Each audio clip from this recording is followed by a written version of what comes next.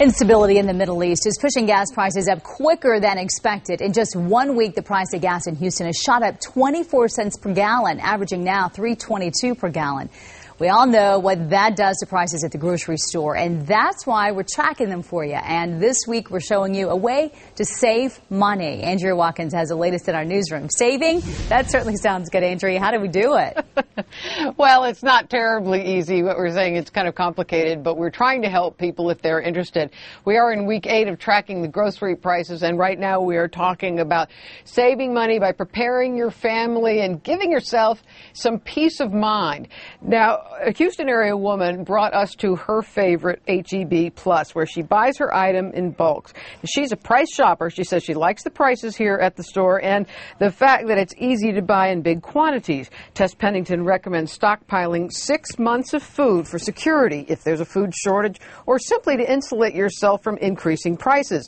She has a list of 18 items to buy if you're just getting started on her website, readynutrition.com. Now, 18 items. That includes things like 10 pounds each of flour and corn, 5 pounds of sugar, 20 pounds of rice, 20 pounds of beans, powdered milk, yeast, baking powder. There's a lot on that list, but when we checked it out, it came to a total of $115.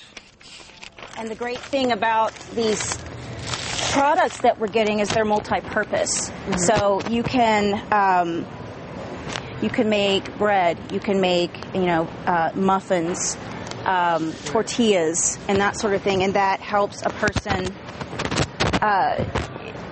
cut down on their budget.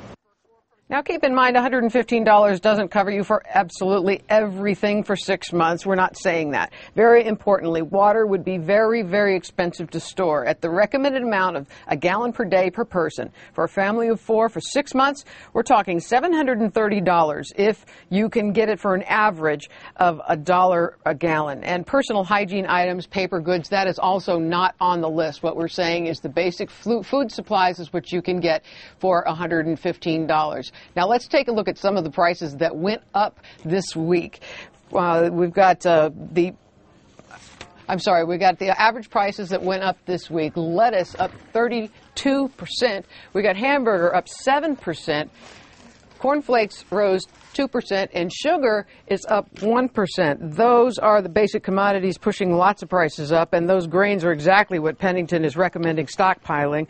Now, let's look at how prices changed each of the 3 stores. We pointed out how Kroger and H-E-B have been in a price war with each other. Walmart on those 12 items since we started tracking them. Well, Kroger's total price down 2% for the year. H-E-B down almost 5%. And Walmart, of course, not warring with anyone, they're up more than 4% for the year. The total price on these items dropped 10%.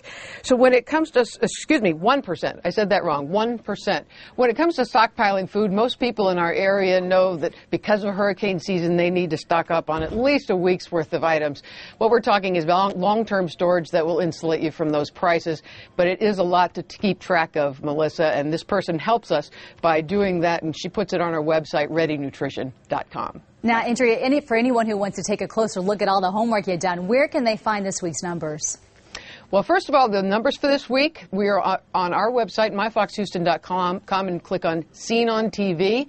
You'll find the numbers for the week, the basic 12, and also right underneath that, you're going to find the link to her website. And check it out because there's an incredible amount of information on it. It is, and it's great information, too, to know how the different stores compare, because I always wonder where I should be shopping. And it's interesting to see that they're really pretty close, much closer than I thought they would be. That's exactly why they're in a price war, Melissa.